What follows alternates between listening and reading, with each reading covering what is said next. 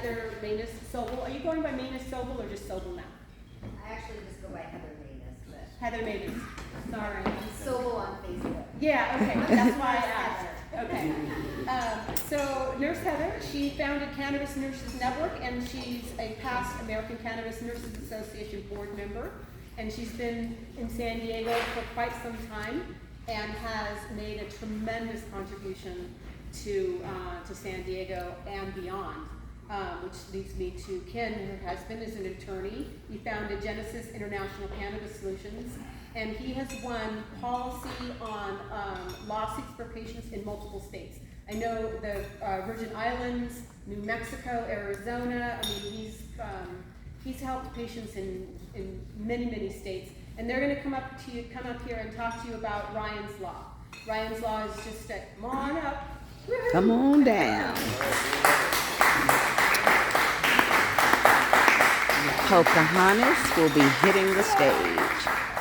Well, first of all, I'm so excited to be here with all of you in person. This is great after being away from each other for 2 years to have all of us here and Ken and I speaking for this first meeting. I feel very grateful and humbled and blessed. So thank you all for coming out. And so I'm going to pretty much let Kenny talk about all of the legal part because I'll start with the story. So Ken and I we had an appointment with Jim Bartell. We were sitting in his office and his countenance was different that day. And I said, Jim, what's going on? And he said, I just found out this morning that my son was diagnosed with pancreatic cancer. And he said, Ken and I obviously instantly we jumped into action. We activated our network. We had nurses getting medicine makers making medicine, and we were able to get the medicine to him. He was in Washington State. And when they got there with the medicine, they were getting ready to administer it. The hospital said, you can't have this in here. He can't use it. And so for a few days, he was really on fentanyl, and he was, zonked out. He wasn't able to communicate with his family or be alert for this time in his life. And he asked his dad, he said, Dad, please get me off of this fentanyl. And so we were able to find another hospital in the area that accepted patients who used cannabis. And so we were able to get him there. We transported him, and he was able to start using his medicine. And cannabis was such a blessing for him in his last days and weeks of life. He didn't live very long after that because if you're familiar with pancreatic cancer, usually by the time you find out you have it, it's so advanced that there's no going back. And that was the case for him. But what was so beautiful was that he was able to be in the hospital. He was able to be alert, texting with his friends, talking with his family, his wife, his son, and laughing and having some sort of quality of life right there at the end of his life, rather than being knocked out from the fentanyl. And so after Ryan had passed away, his dad, Jim Bartell, who used to be, he's the former mayor of Santee, and he's a government relations professional here in San Diego. And he came to Ken and I and he said, I want to do something in Ryan's honor. I want to write a law. I want Ryan's law to be passed so that there's never going to be another patient that can't access their cannabis medicine when they need it at their end of life. And Ken is a lawyer, and so he and another gentleman, and Jim Bartell, worked together, and they authored this law. And I just want to give Ken a lot of props because it was hard to author this law in a way that it would actually get passed. And a lot of the things that came out of this law where we were getting some resistance was actually Ken's brilliance, where he was able to figure out ways to negotiate and come to happy, win-win agreements for all of us. And so I want to just give it up for Ken for being so All right, Ken. So I just wanted to start it off with Ryan's story so that you could understand really where the genesis of this all came from and what we're trying to accomplish here. And not only here in California, where we now have Ryan's Law passed and we are in the implementation phase, but also how we are taking this work and spreading it across the country in other states as well. I'm going to start up the PowerPoint, Ken, if you want to jump up and go into action there. And then I will run your PowerPoint. Let's see, we've got slideshow.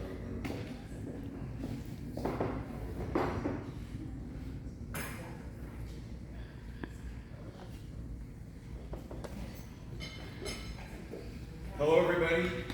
Ken Sobel, and many of you already know, and so it's been a pleasure. I've been in San Diego for about 45 years. I wish I could say that was shortly after I was born, but unfortunately, I was already an older guy by then. So I've been walking the earth almost 69 years now. I know. I don't know. That's right. All right. All right.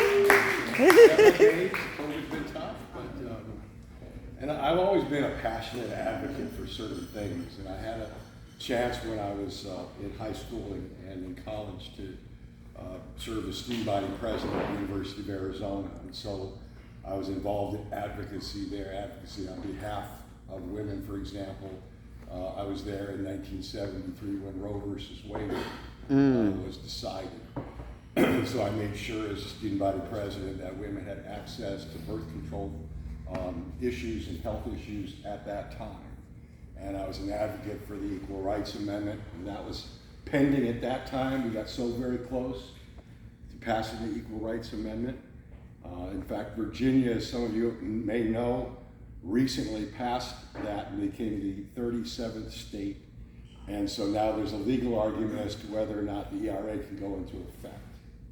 And so politics means a lot to us in the cannabis industry, means a lot to us as patients. But more importantly, right this minute, there's so many freaking important things happening that us being politically and actively involved is crucial for so many reasons.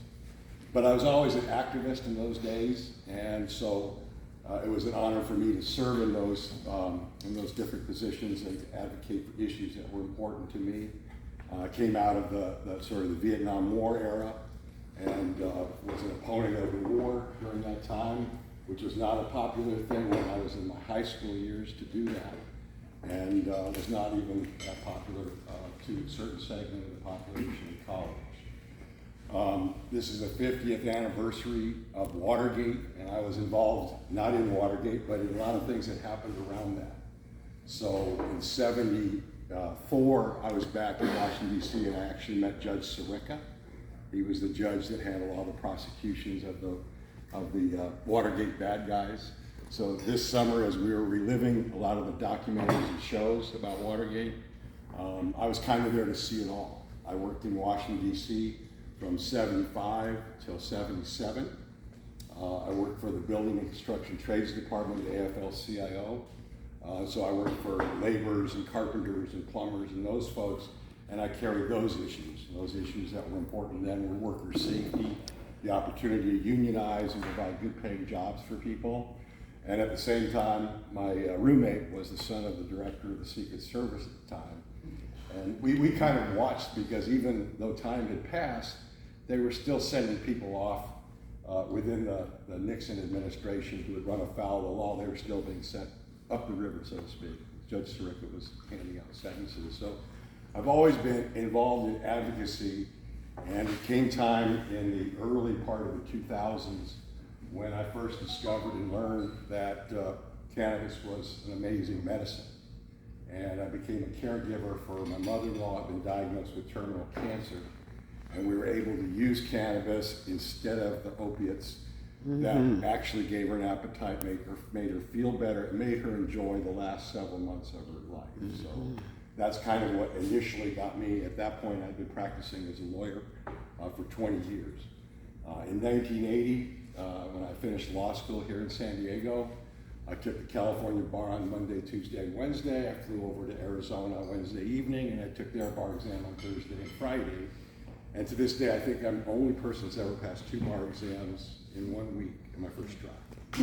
All right now. And at the time, I was so naive, I was thinking, well, somebody else must have done that. And then as I researched it later, I said, man, it just doesn't happen. Because for the first and only time that summer, they structured the bar exam so it could be done in that way. And as soon as they tried it that way, apparently they didn't like it because they reverted back, and now it became impossible again to do that. But in any event, it's pretty standard practicing law for one of the largest law firms in San Diego. It's called Ray, Carey, Davis and Fry. And I had my standard civil litigation, represented corporate giants like Chevron and Exxon and some of the ones, which is eventually what drove me away from that law firm. But again, I was involved in advocacy in San Diego as we tried to get a convention center built, the new convention center built here in the early 80s. So it's always been, advocacy has been important to me. When I met Nurse Heather, this was back in 2012, so we just celebrated our 10-year anniversary of meeting. All right now. And she's the amazing one of our duo. She's the one that founded Cannabis Nurses Network, which is the key, I think, organization to deliver education and help patients with cannabis medicine is through the Cannabis Nurses Network. And she has mentored hundreds, if not thousands, of other nurses. And they will also be having their national conference next week, and it's going to be here in San Diego at Torrey Pines Hilton. And she'll give you some more information about that if it's something that you might want to attend.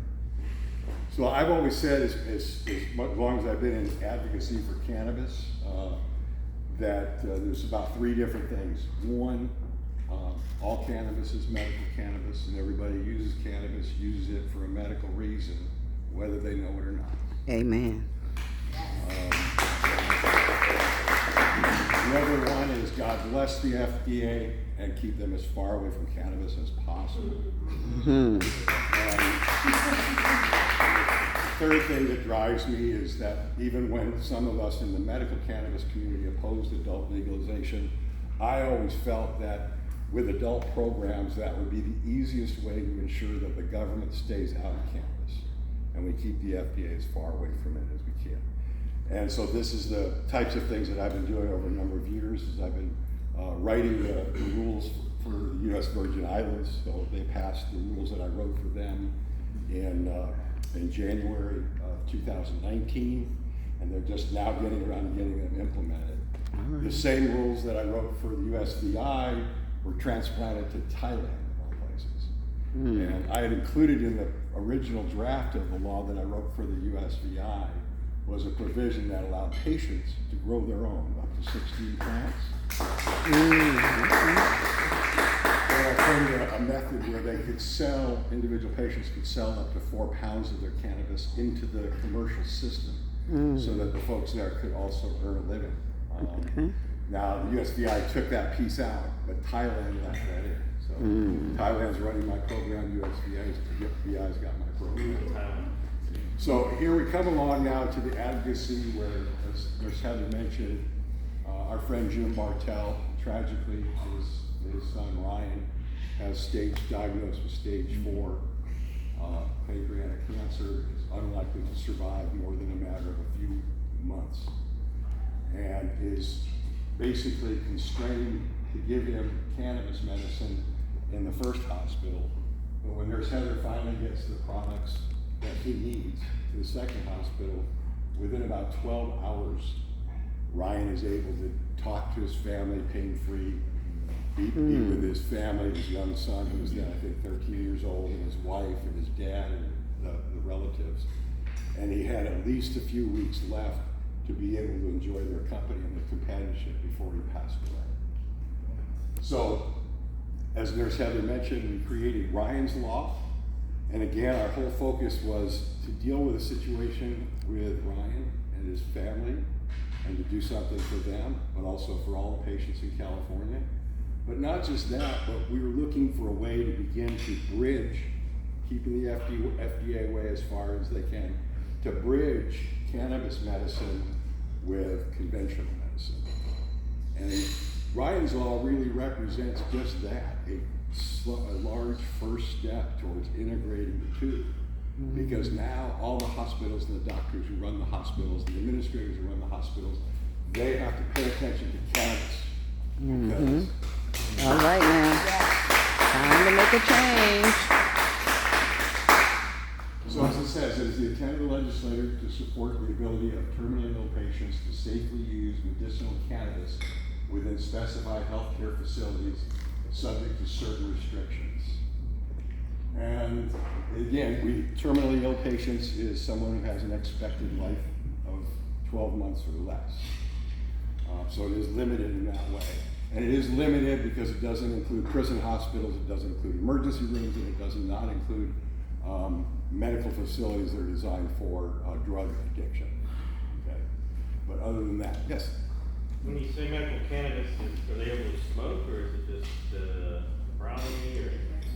Yeah, so part of the rule allows the hospital to decide on that policy, but they're not hamstrung. They don't have to allow smoke cannabis on the facility. So other methods of, obviously, we Can't don't. smoke on the facility? It's up to the facility to make that So they decision. say, okay, it's fine, I agree with one. Well, it depends on the hospital. That was a choice. The hospital can make a choice to provide an area for If I'm gonna smoking. die there, What's that? if I'm gonna die there, I might as well have them all. Well, I'd start checking out the different places right now, just to make sure. But, yeah, so the fact, yeah, it does limit it, and so that a hospital can make a decision, because the important thing is they have to have a policy. So when your loved one is being admitted, you know what exactly the rules of the road are. But all hospitals and all healthcare facilities, they must allow cannabis, at least in one form or another, even if they restrict it from smoking. But that's a choice they can make. Okay. So All right. we first started out with SB 305, Senate Bill 305 by Senator Racing. And it was passed unanimously by the Assembly. It was passed unanimously by the Senate. All voters, whether they are all elected officials, whether they were Democrat, Republican, or Independents, voted for it. It followed a number of negotiations, as Nurse Heather mentioned before. Like, for example, the hospitals, of course, what were they worried about? Whether they could get their Medicare reimbursements. I mean, that's it, right? So I did put language in that bill that would say if Medicare or any federal government agency was attempting to prevent them from being reimbursed or paid, then they could suspend Ryan's Law. And that supposedly solved the problem, but of course I was still a little bit naive, even though I've been an activist. And when it got to the governor's desk, the hospital association walked through the other door and said, no, you gotta veto it. And so the governor vetoed it on the basis that he couldn't ensure that his hospitals would get paid. So we lost the first go around, SB 305. We then introduced it in the next session of the legislature. COVID came along, so there was no attention span to deal with it. And then finally, the following year, we had SB 311, and it was essentially the same one. Again, we went through the whole process over again. Nurse Heather testified in the legislature for the bill. It was a phenomenal witness. And by the end of that legislative session, we got an almost unanimous vote in the Senate, almost unanimous vote in the Senate. It got to the governor's desk, and on September 28th of 2021, he signed it into law. So it became effective on January 1st. And let's see, for the full story, yeah, so Ryan Bartell, age 41, had been diagnosed with stage 4 pancreatic cancer with only weeks to live. The hospital provided fentanyl, which kept Ryan in a near comatose state. Nurse Heather arranged for cannabis medicine, but the hospital refused to allow. Ryan had to change hospitals to avail himself of cannabis. And upon receiving cannabis meds in lieu of fentanyl, Ryan is able to live pain-free and be with his family members. So I kind of got ahead of myself. So. Yeah, that's okay. I think the milestones probably good. So the milestones, as mentioned before, we made changes in SB 305 to accommodate the hospital association, creating again a safe harbor for Medicare reimbursements, plus the drug-free workplace issues. Yeah, so we had the veto that then occurred, a 1-year COVID delay, and then CNN obtained, the Cannabis Nurses Network obtained a statement from CMS, which governs and administers the Medicare, among other things, we got a statement from them that said the federal government is not interested in enforcing anything, even though it's a Schedule I drug. We don't care, and we're not going to enforce it. So that was able to then sort of get us to the next step of getting the governor's signature. So again, SB 311 was signed and went into signed into law 9/28/22, and then we created an implementation plan, and we wrote a plan so it would help the hospitals and the other facilities be able to follow the rules of the road. And we posted that on the ASA state website, and ASA got behind us and decided that they would help us to make sure that this gets enforced. And so they've got that also on their website. So if you want to read more about it, you can go to the Cannabis Nurses Network website or to the ASA website. You said 22, you meant 21, right? It went into, yeah, he meant 21. Oh, it was, yeah, sorry. It was past 9/28/21, went into effect in January 1/22. Yeah. And Philippe back there has also been instrumental in helping us to be able to get around to a lot of the other facilities in San Diego and to educate them on this. So we're getting a lot of support in the community from our friends, our colleagues, and the ASA. So the specific requirements of Ryan's Law, it applies to all California hospitals and healthcare facilities except prisons, emergency treatment, and drug rehab facilities. They can prohibit smoking or vaping cannabis if they choose. Reasonable regulations for storage are allowed. Patient must obtain their own medical recommendation. The hospital can suspend if CMS denies reimbursement due to bill's requirements, but CMS again has already said that it has no such intention. And a hospital cannot suspend the requirements because medical marijuana or cannabis is a Schedule I drug. Yes? I'm assuming when you're saying you got the medicine to them, we're talking about like a FECO or RSO or something. Did you also get a lot of pushback for the Marinol? Did you attempt that in the hospital setting? You know, Nurse Heather handled that aspect of getting Ryan the medicine that he needed. And I know she has some opinions about Marinol. But no, we didn't go the route of Marinol. We had some of the, you know, of course, the great experts in cannabis are in this room and in Oregon and in Washington. You know, we are as a community the best experts of what medicine works. Yeah, it just seems like they wouldn't have as much feedback with the Marinol, but I know they do. It just It just doesn't work as well as what patients tell us. I've used Marinol. I'm just wondering if they were more willing that route versus, or if that was even a consideration. Yeah. Take a handful of it and it'll do nothing. Sorry? So you can eat about a handful of the Marinol tablets and it just does nothing. Yeah, no, we would use. I was on it during my probation. Yeah, we recommended Marinol. Some healthcare providers and nurses who are required a drug test, you know, we recommend they get a prescription for Yeah, the Marinol. drug test is great, because we're actually doing something for you.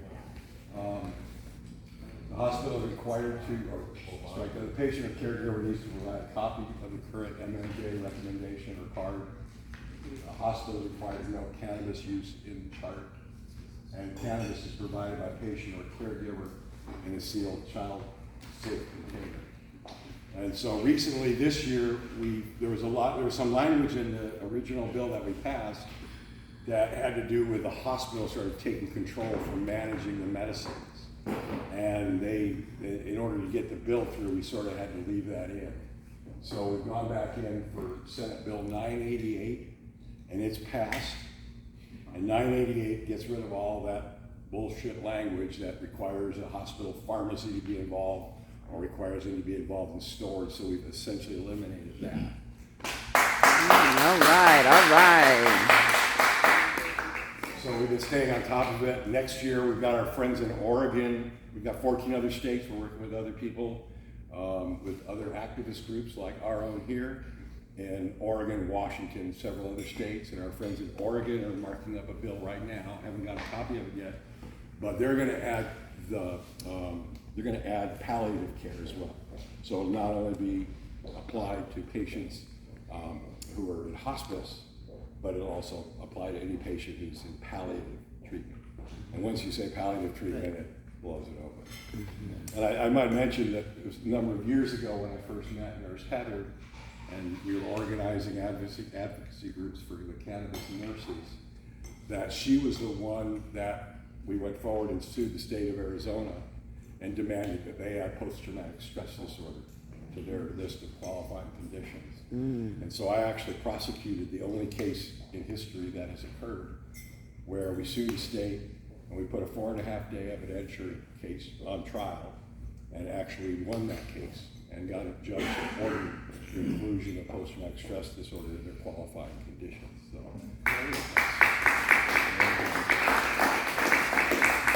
So that's pretty much all I have. The person who is the preeminent expert is Nurse Heather. I have a question. I got a friend of mine who's supposed to get a kidney transplant, but since he smokes cannabis, they refuse to. They're going to take him off the list if he doesn't stop smoking cannabis. Cannabis is the only thing that makes meat. He's wilting away to nothing. Is there anything that can be done about that? Yeah, I would guess. I haven't dealt. I've heard of the issue, but I haven't really dove into it. But my guess is that there probably is some language that could change, that could be applied again in the state of California, which is the clearly most progressive state there is. That would somehow change that requirement and say that you can't discriminate against the patient, the candidate for a organ transplant simply because of their cannabis use.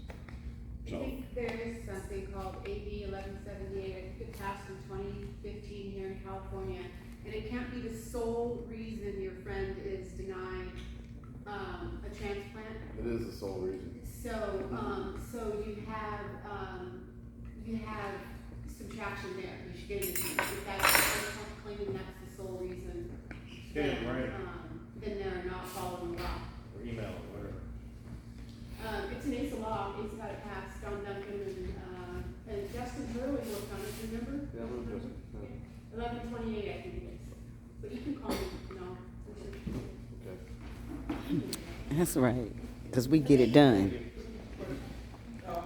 What would potentially happen to healthcare facilities that deny medical cannabis to one of their patients, when the patient actually would go and do something with that? Yeah, most likely, that's a great question, Philippe, but and that's why ASA's network of people being eyes and ears out there and going in and enforcing it if there's a denial of these privileges. But it would clearly be the subject to an injunction where a court would order that it be done, and probably damages, although that might be a hard issue to prove. It still would expose them to a potential lawsuit. So while currently as constructed, the California Department of Public Health doesn't investigate for their denial if they're not approving that, you can, as a private lawsuit, bring such an action. And again, it would be for injunctive relief to compel them to do something and for damages. And that's really where ASAP has stepped up. I mean, they've kind of created this watchdog website where they say if you know of a patient or you're a patient that's been denied your right under Ryan's law, to report it. And so under ACE's website, they have a reporting system where they have attorneys on standby to go in there and enforce those things. And more of the standpoint that we took as nurses, and I know it's Ken as well, was we wanted to help educate the facilities. We wanted to, we didn't want to bring forth lawsuits and things. So we were really grateful that ACE stepped in that way, because what our goal is that of educators, that to help implement these things. Ken created all of the language that we needed for implementation, the sample policies that a hospital could literally just take and create their own. And that was our goal on our end, was okay, now that it's passed, let's use this opportunity to educate nurses about the endocannabinoid system and doctors about cannabis medicine. And that's where, I wanted to bring up that there's a lot of hope here. Even with the medical community, like Ken said, Ryan's Law is starting to bridge that gap between plant medicine and traditional healthcare. And since 2018, the nurses, the National Council State Boards of Nursing, published this in the Journal of Nursing Regulation, and it's the National Nursing Guidelines for Medical Marijuana.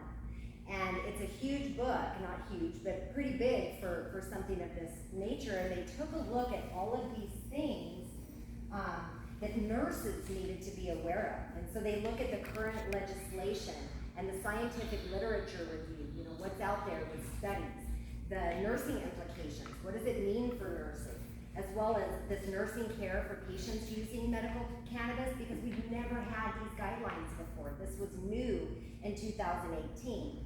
But I'll say it was new in 2018, and we're now, you know, 4 or 5 years past that. And so it's time that nurses and healthcare facilities really start to understand that this information exists.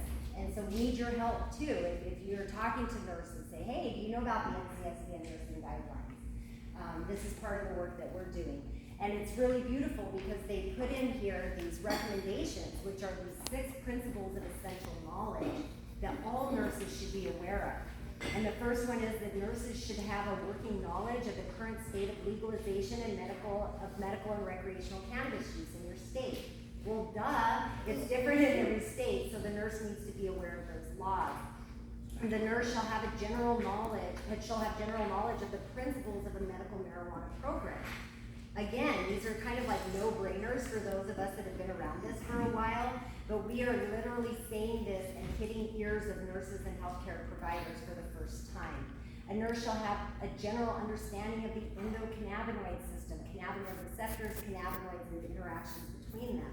So this is all really hopeful for us as we're starting to see that the nursing community is looking into this and understanding the science behind it. Nurses shall have an understanding of cannabis pharmacology and the research associated with medical cannabis, and a nurse shall be aware of the facility and agency policies regarding administration of cannabis. So this falls right in line with what we're doing with Ryan's law. What I love about Ryan's law that Ken didn't say, but I'll say it for him, is that he wrote this so that it would be hands-off for healthcare providers, and it's truly patient empowerment. This is a patient's right for you to have your medicine in a hospital, if you're terminally ill, and be able to use it without having the pharmacy in there, without having a nurse administering it to you, or a doctor saying, oh, you can't have it, you just had it 2 hours ago, right?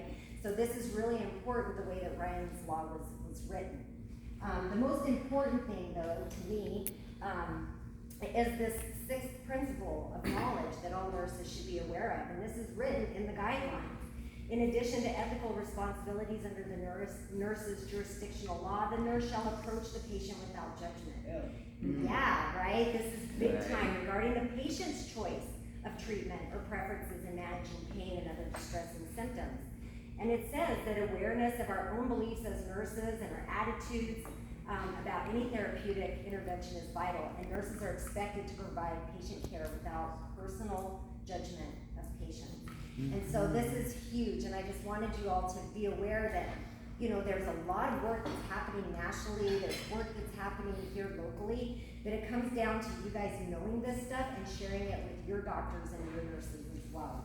And if there's opportunities where you need, support, I know that Philippe had Ken come down and talk to a residential care facility or a home care place, and so it was wonderful for him to be able to come and talk to them about the laws. I do want to plug that the conference is happening next week, and so we will all be welcoming nurses from all over the country next week to be taking a deep dive into these national nursing guidelines, because we believe that by educating nurses, we're going to make more headway in healthcare, and we'll be able to serve and respect more patients. So that's all I have on my end. I hope that I didn't keep you too long. And if you have any questions, obviously we're open to take your questions. I'm sure they're for Kenny, but go ahead. Nurse Heather, do you see this coming along for MDs as well? Is there anything like this in the pipeline for doctors? I think that there's some stuff happening, but I do have to say nurses are leading the way. We are literally, the title of our conference is The Future of Nursing. If COVID did nothing else, it showed how broken our healthcare system is. And I look at that as an opportunity for us to say, well, let's rebuild this the right way, right? And we believe that patient empowerment is the way of the future, that allowing patients to have the information and make their own decisions on what medicine works best for them is really the way that this is gonna move forward. And, you know, just the medical model, as most of you have probably heard, that with a physician's prescription pad, she can write a prescription off-label use. So what you have when a drug is developed, it may be for the tiniest, smallest fraction of the number of patients who can utilize that for a specific purpose. But that's where the drug company representatives end up in your doctor's office giving them free material and money, because they're getting them to write off-label, which means they use that particular medicine for multiple different other things that have a bigger expanded use. For example, and I looked this up, researched it a while ago, but there was a period of time, a 16-month period of time in San Diego County where they reported almost $5 million in payoffs to doctors for writing these various prescription medicines.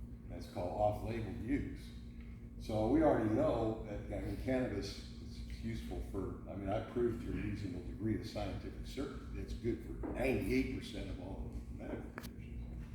But we know that we're not going to compete by having representatives in doctors' offices paying them off to write prescriptions like they do with off-label prescription products. So that's why when I try to keep the FDA as far away from things as possible, that whole system is corrupt.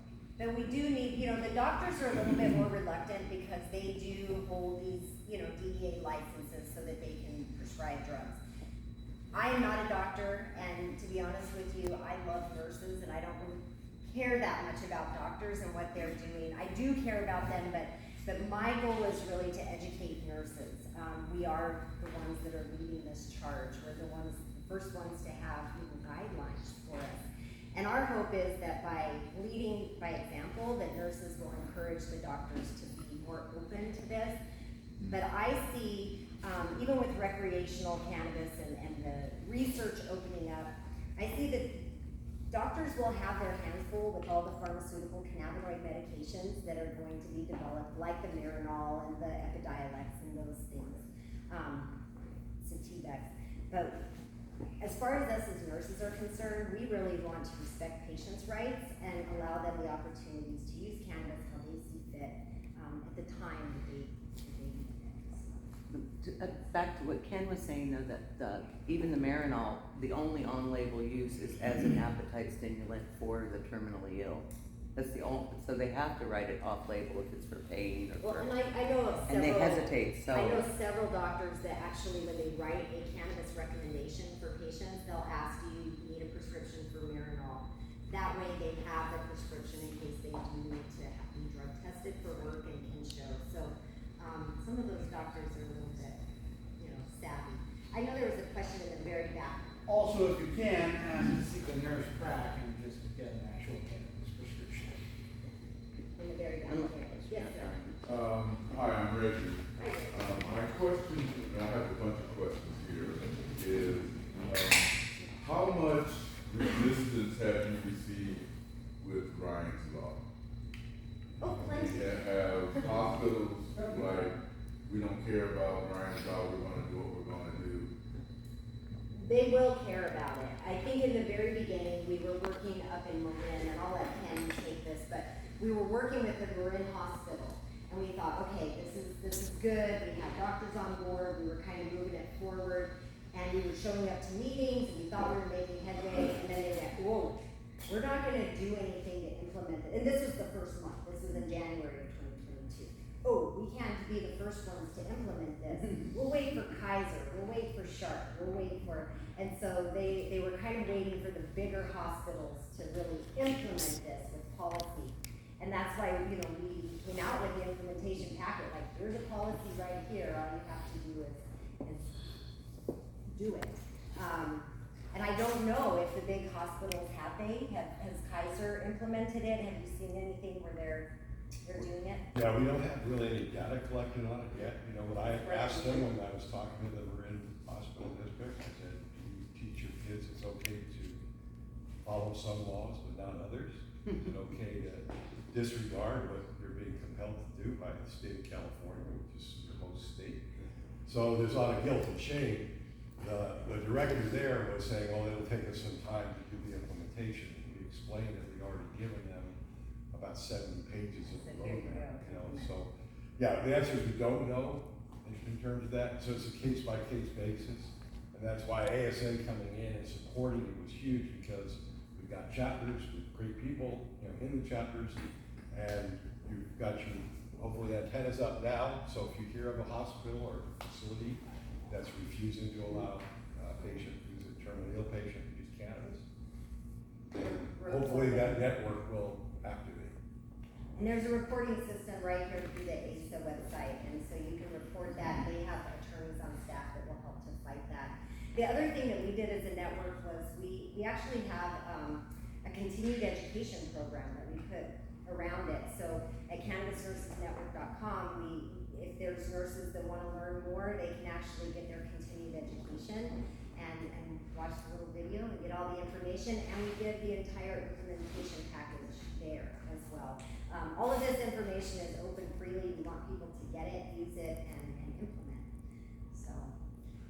So there isn't a time frame for all medical facilities that I guess issue drugs that they have. It's the law now, so they have to comply. So they have to come up with something now. And really what we wound up talking about in Marin is, you know, the doctor was very upset, so we're gonna have to have lawsuits before the hospital's gonna do it. I said, well, if that's what it takes, that's what it takes. That's why having that, you know, watchdog group saying, hey, report here, if they're not, we're gonna start coming after them. So my second question is, you said this is not in jails or prisons or correctional facilities? It's not there yet. Baby steps. Baby steps. I'm somebody ill. Get a win first, and then move from there. You guys work within the VA hospitals? VA hospitals. Yeah, no, as far as I know, VA hospitals are under the federal system. I don't think they're regulated by the state. Now, we have approached, one of our colleagues has approached the federal legislator, congressman, to see whether or not they can get federal legislation that would apply to the VA. Oh, that'd be great. So Thank it's definitely a step, you know, like Ken said on the first slide, it's a small step, but it's a big step. And so this is like the first whack at bridging this gap between plant medicine and traditional healthcare, and it's a good start. We, you know, definitely, when they said terminally ill, 12 years or 12 months or less to live, I thought, you know, how can you prove that? Number one, and it should be for everybody who's in a hospital that wants to choose. And so, but that was far too, you know, radical for them. And they said, no, we've got to keep it terminally ill. This is how we're going to get it passed. But once you get that door open, now we can go in and make more amendments and changes. Hopefully it'll expand that access. So we're told that Oregon is gonna put a bill forward on Ryan's law that's gonna also include palliative care.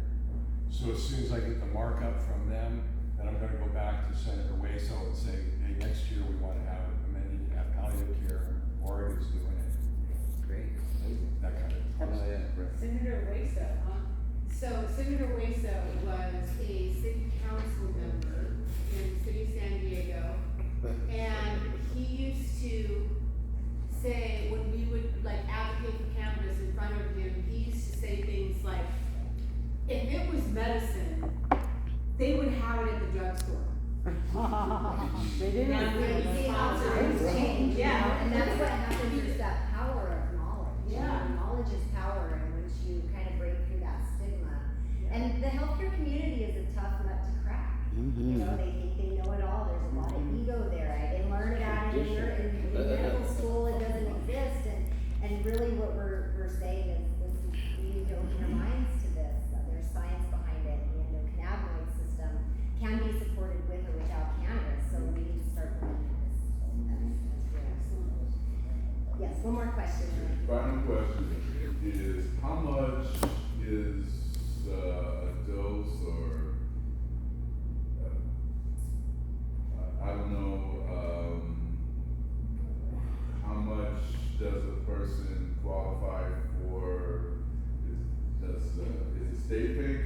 government, everybody? No, but what we believe can happen is that because delivery is available here in the state of California, theoretically, you could be in your hospital bed, order your cannabis and have it delivered to your hospital. I'd like to talk to a patient who does it, but that's it. Otherwise, a family member brings it in or you bring it in yourself. Is there an average cost? It's probably what I'm getting to numbers now. For I mean, it would just be with the market. Can you claim it on insurance, I think? Yeah, I was about to Not ask. yet, we're Can not you there file yet, for your- but we're working, but that's next, right? To have Yeah, it's not insurance. distributed by anybody but your loved one or your device. Yeah, put it on your pillow. However, I do know someone who uses a healthcare savings. Yeah, you can lose your healthcare savings. And I think that's, is that it for us? Yeah, I think it might be, except Rose has one more question. Oh, sorry. Rose. I did notice the last time I had visited patients that they are becoming more and more restrictive. There's a lot of frisking and going through purses and bags and looking at such. So I just kind of wanted to break, is there a hospital that you guys have kind of broken the ice with? Is there a hospital group It's a great in question. San Diego that's The answer more? is no, because what we're getting is that, that pushback. So we are curious to hear feedback from people that are having experiences one way or the other with this new law. You can have a hash mold. With a little. Hash mold. Yeah, it's actually. It's kind of like what they do in baseball with the wax. Big hash mold.